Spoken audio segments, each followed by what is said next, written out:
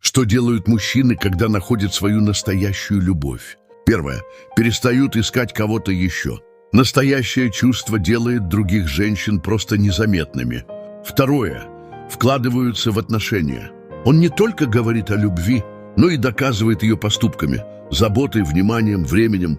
Третье. Планирует будущее. Мужчина, который действительно любит, не боится говорить о совместных планах, семье и общей жизни. Четвертое.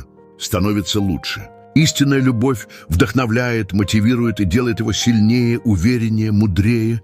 Пятое. Защищают свою женщину. От ненужных переживаний, от грубых слов, от любых обстоятельств, которые могут ей навредить. Шестое. Делают ее счастливой. Настоящая любовь – это когда ее улыбка становится важнее всего.